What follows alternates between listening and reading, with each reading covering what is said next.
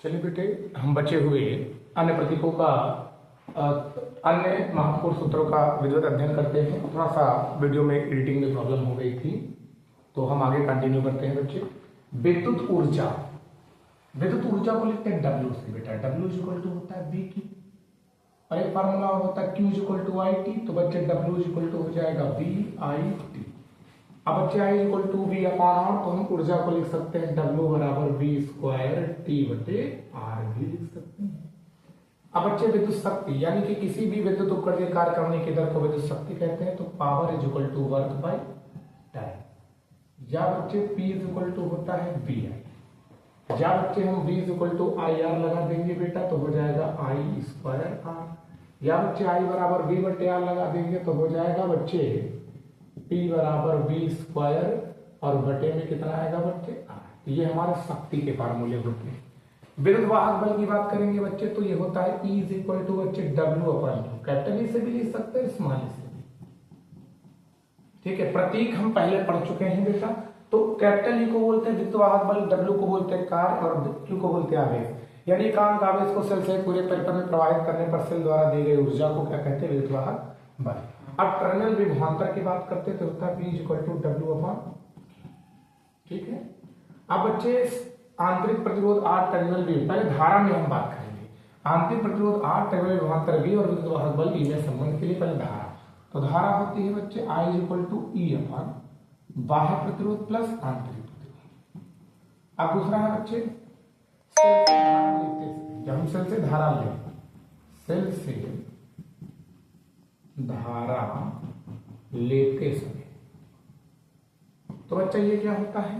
ये होता है V बराबर E minus I R. E minus I are.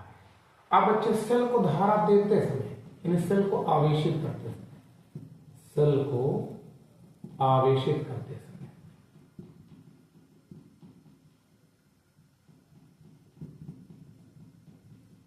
तो बच्चे हो जाएगा V बराबर ई प्लस आई आर। आई यानी इस सेल से धारा लेते समय आपका V बड़ा हो, यानी कि E बड़ा होगा, और सेल को धारा देते समय V बड़ा होगा, टर्मिनल विभवांतर।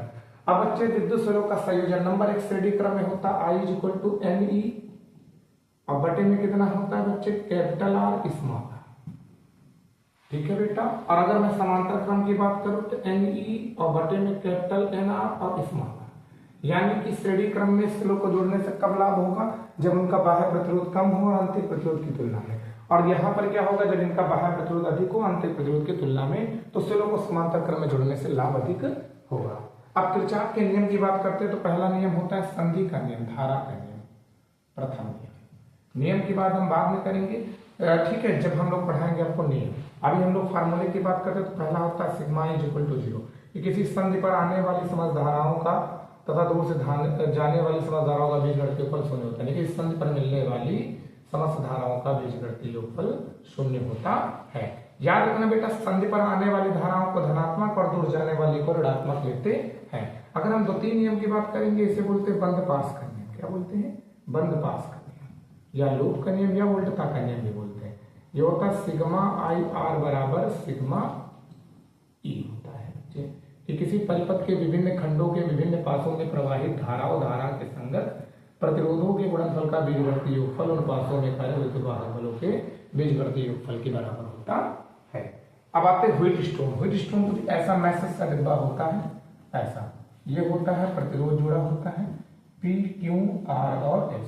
यानी कि इस व्हीट स्टोन के सिद्धांत के अनुसार ये समांतर चतुर्भुज के दो संलग्न भुजाओं के प्रतिरोधों का अनुपात शेष दो भुजाओं के प्रतिरोधों के अनुपात के बराबर होता है। इसे व्हीट स्टोन का सिद्धांत कहते हैं। P अपॉन Q बराबर R अपॉन S, यानी ऐसे ही लेना है, इनको गड़बड़ नहीं करना है। तो बच्चे ये रहे आपके इलेक्ट्रिसिटी के प्रयोग। हम लोग आगे अगले लेक्चर में बात करेंगे बच्चे, जो है गतिमान आवेश चुंबकीय क्षेत्र और चुंबकीय क्षेत्र के सभी चैप्टर के महत्वपूर्ण सूत्रों के विषय में। इन सूत्रों से आपका न्यूमेरिकल लगभग बच्चे 25 से 40% आपका न्यूमेरिकल आसान हो जाता है। आप इसी तरीके से अगले लेक्चर को भी हम लोग बारी बारी से विभिन्न फार्मूलों का अध्ययन बच्चे करेंगे। ठीक है दोस्तों, जय हिंद।